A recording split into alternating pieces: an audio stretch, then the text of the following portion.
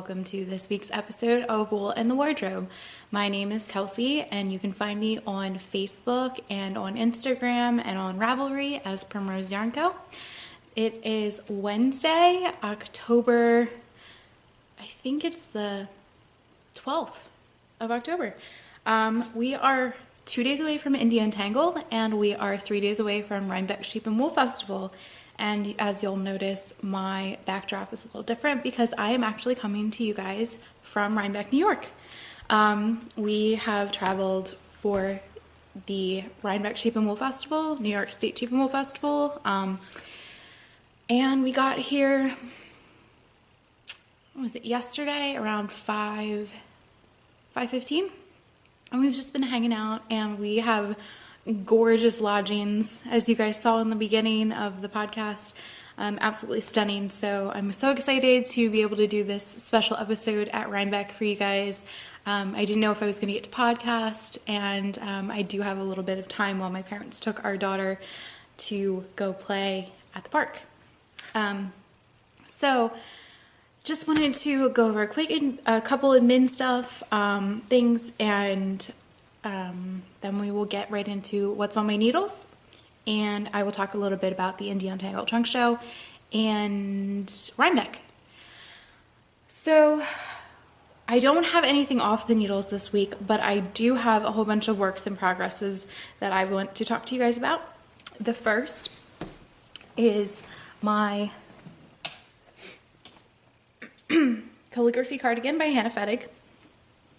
As you can see, I did the bind off at the bottom. So I did all the ribbing at the very bottom. Looks pretty nice. I'm really happy with this cardigan. I was really hoping to have a second Rhinebeck sweater, but that didn't happen due to, well, I'll talk about that in a little bit. So this is my calligraphy cardigan. It is a top-down sweater. And as I've said in a couple, I think I've highlighted this on 3 episodes now. I think I've been talking about this one. You start off by casting on part of the collar, and then you work top down. And there's the sleeves. This is the back, by the way. And then there's the bottom bind off, and where I'm at right now is working on the left panel ribbing for the button bands. And I should have at least one of these button bands done this evening, and I'm hoping to be able to start on the other one. This one has become a very big project, so it's a little less portable than it used to be. But I really like the density of the fabric and how it moves. It's not like super dense up here. It's warm and fuzzy around your neck where it needs to be, to keep you warm if you're in colder climates. There's a thicker, obviously, for the ribbing, but this is pretty light. I would say you could get away with wearing this in like 60 degrees, 50 degrees maybe, because it is DK weight sweater. My phone's been blowing up because I've been posting on Instagram, so sorry about that, guys. But and then this will be about 3 inches wide, the ribbing on the sides, and then I'll go and I'll do the other side where we will actually have the buttonholes on the right. And yeah, I'm really happy how this one's coming out. Just to let you guys know, this is going to be a shorter podcast. We have a lot of stuff to do to get ready for setting up tomorrow. We can start setting up, so it's going to be kind of a quick podcast, and I'm going to breeze through these, and hopefully I will have actual footage for you guys from the festival itself, from Indie Untangled, the night before we end, and yeah. But the next thing I wanted to talk to you guys about, oh, I forgot my tablet. Hold on, let me pull this up so I can give you guys the accurate information. Bear with me 1 second. I don't have really good show notes this time. This was kind of a spur of the moment podcast. Okay, let me get in here.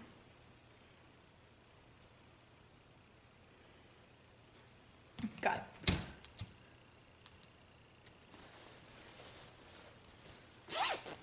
So the next thing I want to talk to you guys about was my Maxfield. I haven't really made any progress on it. I don't know if I had a chance to show you guys this. I don't think so. But I did cast on my Maxfield cardigan by Amy Christoffers. And you start with the sleeves. And this is the Madeline Tosh yarn that I purchased from D-Stashes, because the one colorway, Nebula, which is the blue, is discontinued. So I fell in love with it. I had to have it. I wanted to make the sweater very badly out of it. And then the other colorway is another Madeline Tosh, and it is Electric Rainbow. And that colorway is new. I think she's maybe been making it close to a year now, I want to say. But they just look so good together, and I'm like, in skein form I wasn't super convinced that they were going to work, but it's a bluer colorway, the Electric Rainbows is, so it looks really nice, and it's lighter compared to the Nebula colorway, so I think that they're playing well together. And this is the progress I have on the first sleeve, and I cast this on October 1st, so no, I didn't talk to you guys about this one yet. So this is a DK weight sweater, and it is a 2-color sweater. It does have this very nice chevron type of patterning to it. I will say though that the increases for the sleeve, because you do cast on down at the ribbing for the wrists, they're kind of funky. It's not written super well in the pattern of what to expect when you do the increases. I don't want to give too much away because it is a paid for pattern, but when you do the increases, as you can see, I already have like a bunch. It doesn't say what to do with the increased stitches, because you have this pattern that's set for sizes. So you have like different times that you'll decrease and increase for whatever size you're actually making for yourself. And there's nothing that's said about when you do eventually start to have increased stitches in the middle where you've cast on the very bottom. That's where, like, when you start a new row, you do an increased stitch, and at the end of that row you do another increased stitch. But there's no description on like what you should be doing with those increased stitches while you're working. So I did have to look through Ravelry and people who had done the pattern previous to me and see like what theirs looked like, because the way it would look to someone just reading the pattern and not taking a look at what other people had done, especially the test knitters for this pattern, would be that your pattern would start to rotate. It wouldn't stay the same the whole way around, like the placement of the decreases and increases to give you the chevron effect. But when I did actually look at the people who have test knitted for this pattern and for people who have successfully completed the sweater itself, it looks like on all of theirs that you do keep the decreases and the increases in the same place, and then that means that you just knit the stitches for the increases. But it doesn't say that in the pattern, so it does get a little confusing when you get to like I think it's 2 inches in or 3 inches in or something like that, you start to increase. And so that was a little frustrating. I mean, not a big deal, but you know, I like to have all my information right in front of me so that I know that, like, straight outright without having to look up other people's versions of that sweater, that I'm doing it right. So that was a little frustrating, but we got past it. So this is just, my goal is to finish my calligraphy first before I really start to like get through this one. I do want this one for the end of winter into spring, because again, this is another DK weight sweater. I think I'm falling absolutely in love with DK sweaters. No idea why, no specific reason. I think that the possibilities with DK weight sweaters are a lot more, and like DK weight itself is really universal. You can knit socks, like heavy weight socks. You can knit shawls, you can knit sweaters and cardigans. You can knit like big shawls and big cowls. So I think, you know, like I hear a lot of people say how they think that fingering weight is the most universal weight of yarn. I'm really actually, in my own experience, starting to notice a lot more. Maybe it's just I'm falling in love with the calligraphy cardigan. I love that pattern, and maybe I really like honed in on DK weight yarn. But I'm really starting to see the use of DK start to overwhelm the use of fingering, at least when I'm looking at patterns or when I'm looking at what people are knitting now. DK is really good, a good thing to have on hand, and I would recommend specifically I know people like fingering weight because you only really, it's like a 1 or 2 skein project that you can get out of it. I would recommend if you're going to go buy DK weight this weekend at Rhinebeck or an Indie Untangled show, that you would pick up like 4 or 5 skeins of a colorway, and I know that's a lot for a lot of people, but that would allow you, I think, mine requires, let me see, I have 5 skeins of the main color for my size, and I'm knitting for a 36-inch bust. I'm knitting with 5 skeins of the Nebula and then 3 skeins of the Electric Rainbows. So I would have to say that if you're going to be picking up DK weight yarn, that you should probably get 4 to 5 skeins. And then you can do like stuff like this, like striping, or and then if you need like one more skein of something, if you decide to do a sweater, you can just go online. I'm sure that a lot of these shops that you're going to be buying from this weekend, or the Indie Untangled show, or just in general, have a lot of their stuff online, and you can, if you need one more skein, it's not that big of a deal. So this is my Maxfield cardigan, and I will be working on this more and more, and you'll see more of progress on the podcast as I get done with my calligraphy cardigan, because I feel like I hit that point where I'm just like, okay, all I have to do is the ribbing for the button bands, and then I just pump out sleeves and I'm done. So it's more of a motive that I've gotten through that long body section. I did shorten my body section a little bit. I'm not a huge fan of sweaters that cover your butt. I'm more of like a hip, like just over your thigh a little bit kind of sweater person, as you can see on my Exeter cardigan by Michelle Wong, which is my Rhinebeck sweater. So, okay, next thing I want to talk about is my progress. Again, I've been pretty monogamous on my calligraphy since I've been done knitting my parents' sweaters for Rhinebeck, and this is my Boardwalk Shawl by Stephen West. And I think I have 11 more rows until I think I'm going to do 6 blocks, but I have one more block then above this here. I'm going to do the medium size, and then I have to do the edging. So this is all in my yarn. If you guys really want to know what colorways I use, just because I am running short on time and my battery is like getting low, and I wanted to get through all the information, go onto my Ravelry page at Primrose Yarn Co, and you can see all of the colorways that I use, and yeah, and get a better idea of how that's playing out. So I have that. And then, because I'm on a Stephen West, oh, by the way, it's in my fringe bag. And my other bag I made last year, and I do have a couple of these left in the shop. It's my witch bag.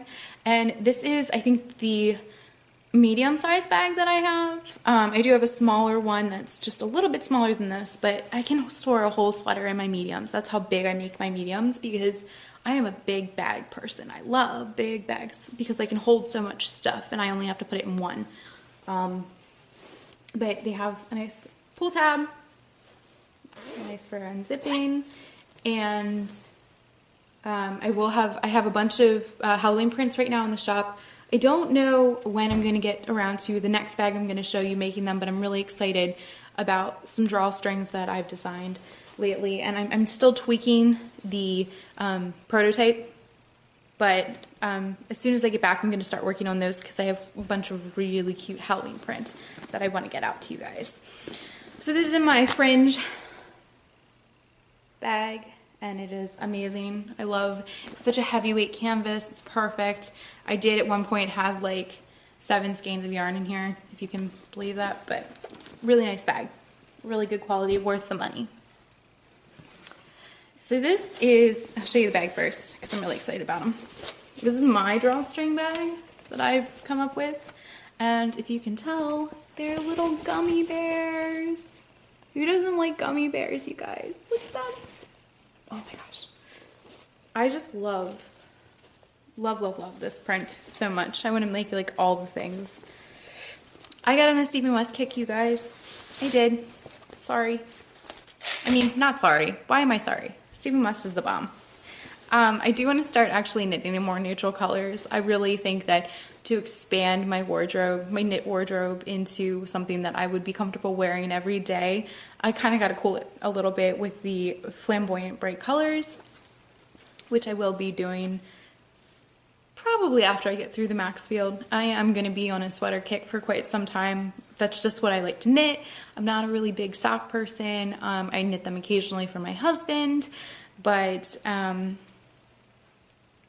don't know. There's something about sweaters that just makes me happy. So, okay.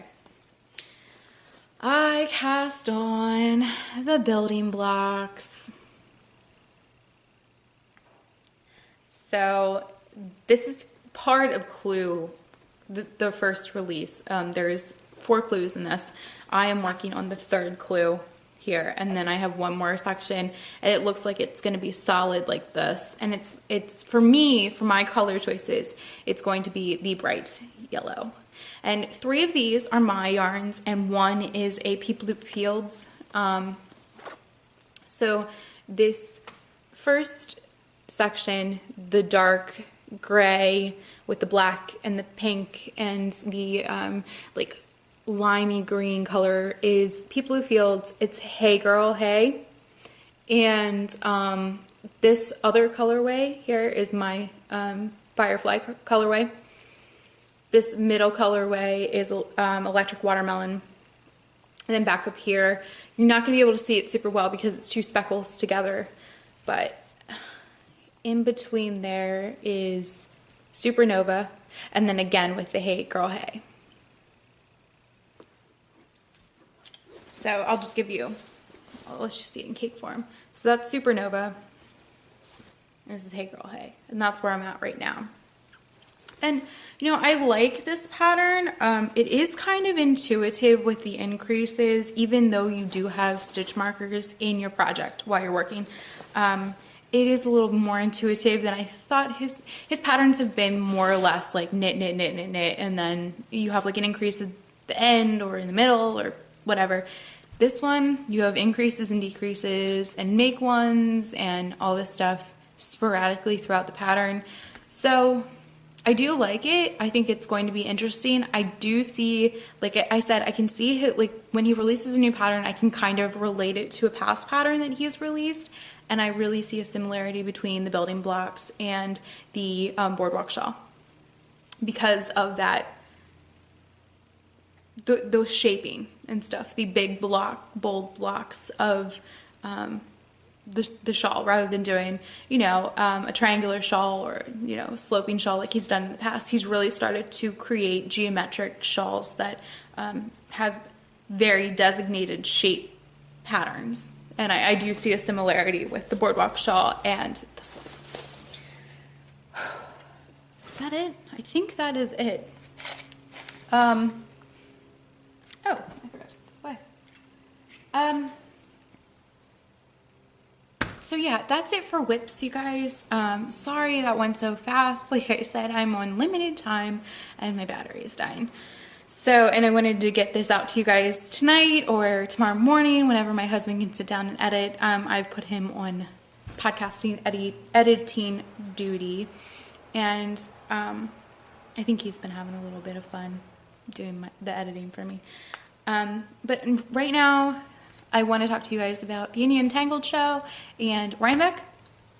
So, you know, I had a couple people ask me, are you vending at Indie Untangled? And the answer is absolutely not, because I have a contract with the coordinators at Rhinebeck, and I cannot vend at any event with in a week of Rhinebeck within a 50-mile radius. That's just their policy. It's totally understandable. It creates too much competition for the people that are actually going to be coming to Rhinebeck to compete with like a smaller trunk show, using the same vendors that have the ability to vend at Rhinebeck. So, but instead, I was just going to go to the trunk show. I don't really buy anything anymore unless it really, really, really strikes my fancy. And there are 2 indie dyers that I know will actually be at the Indie Untangled trunk show that I might buy some things from. And one of them is Spun Right Round. Her name, the dyer's name is Renee. If you don't know her, please check her out. Her stuff is absolutely fabulous. Beautiful speckles. I think she does occasionally some solids, but she's more of a speckle queen. So please check out Spun Right Round. And then my friend Christine, who is Skinny Dipping Yarn. And I only get to see Christine once a year at the Indie Untangled show, but I am so excited to see some of her new colorways and what she's bringing, and buy all the things if there is a colorway that I just cannot live without. And I also wanted to stop in and say hello to Patty and her husband, who are the owners of Yarn Culture in New York State, and right outside of New York City, and they carry my yarn, so it's always good to see them. I get to vend with them at all of the Stitches events, so it's always nice to be able to see them.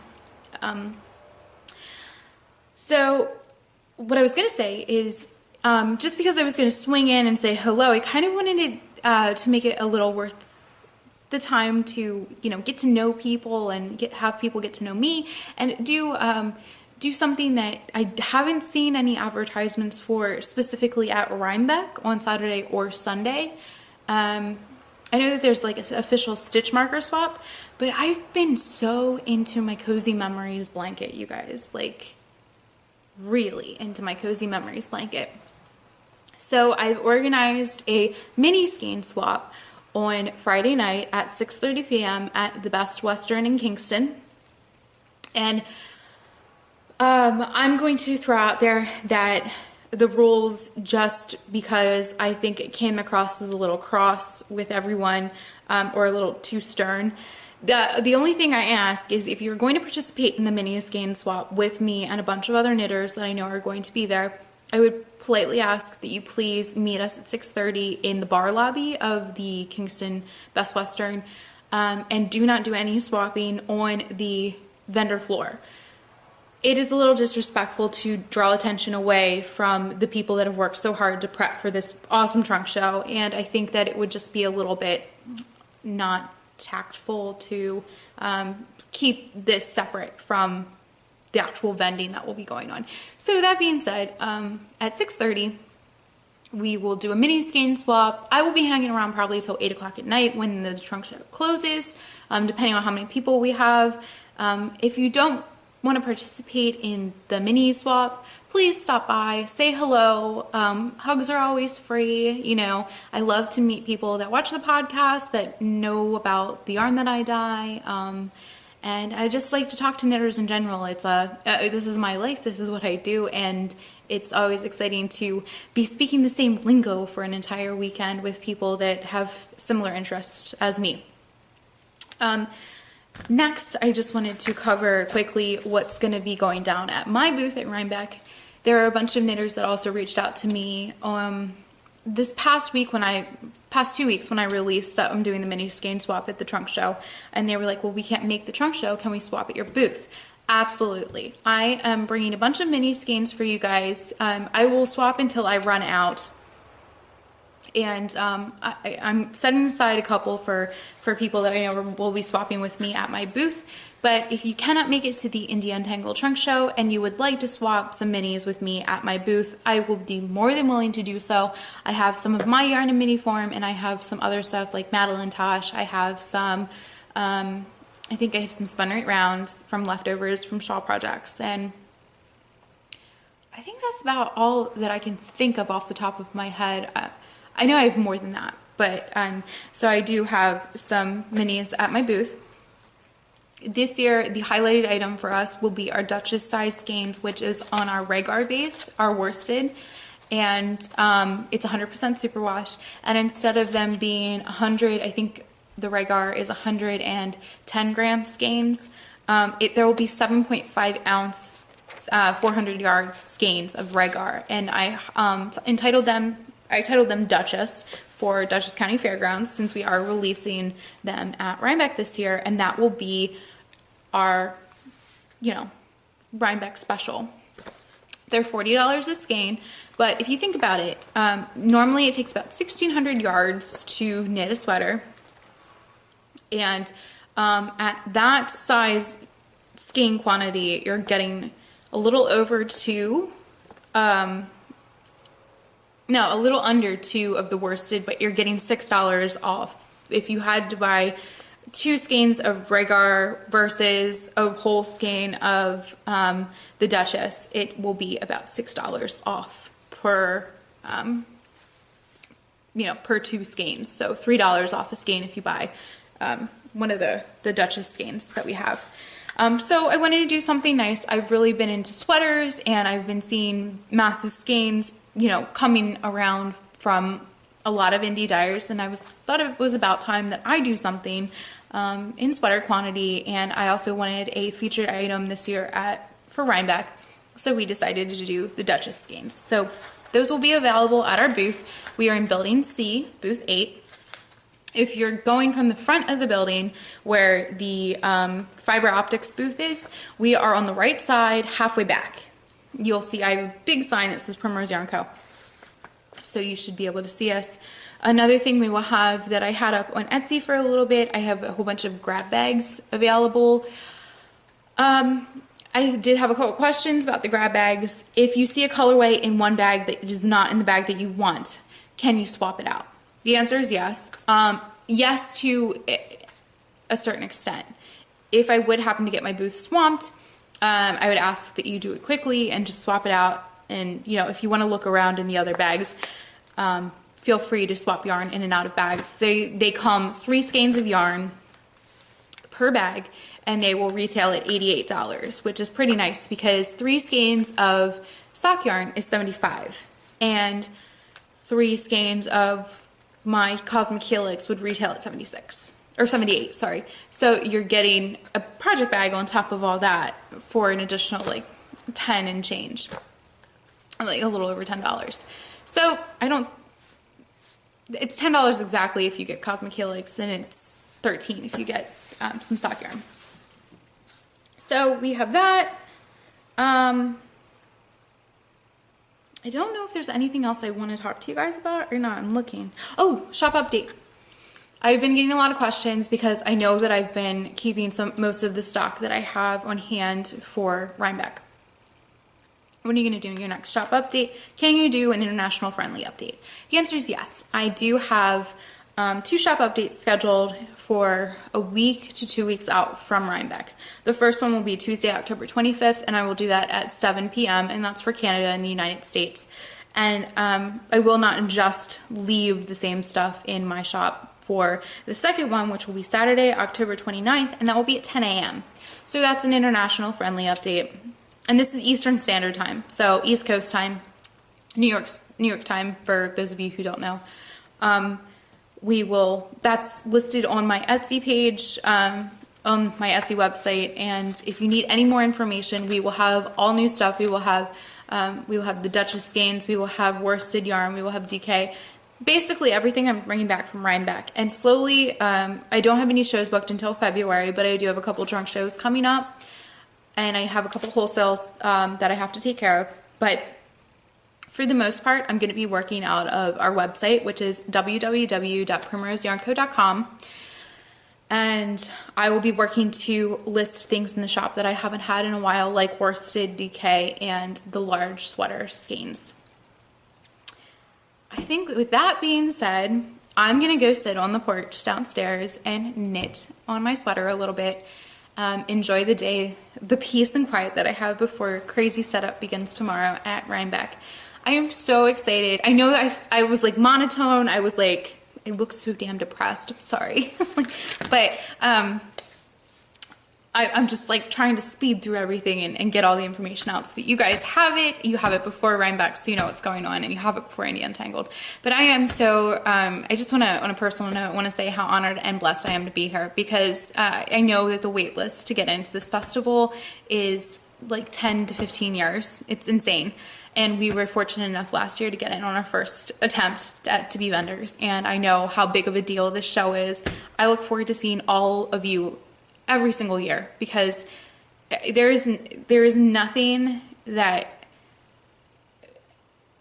I love more than just talking to you guys and getting to meet new people and you know, it's such an awesome thing that knitting is such a great community of creativity, and it's almost like we spend half of our time creating things, but we spend the other half of our time building each other up and giving each other encouragement to work hard on what you're doing. And I love that sense of just community and friendship that you can get, and have not even having met people, you know, like I consider Hohi Locatelli a friend, and I consider, you know, Jenny and Devin from Tiny Paper Foxes friends, and or from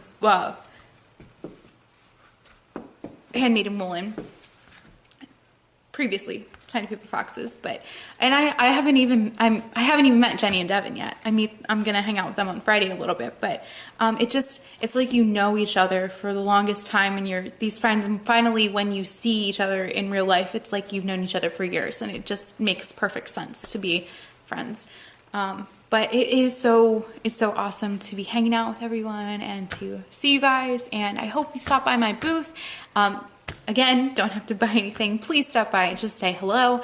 I will not be able to make it to the podcasters meetup because I'm going to be stuck obviously at my booth, but feel free to stop by, say hello. Hugs always are welcome.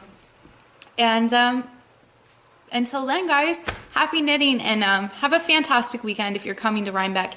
If not, don't worry. There are plenty of other fun festivals left in this year alone, and some at the beginning of 2017, and I hope to see you at a bunch of them.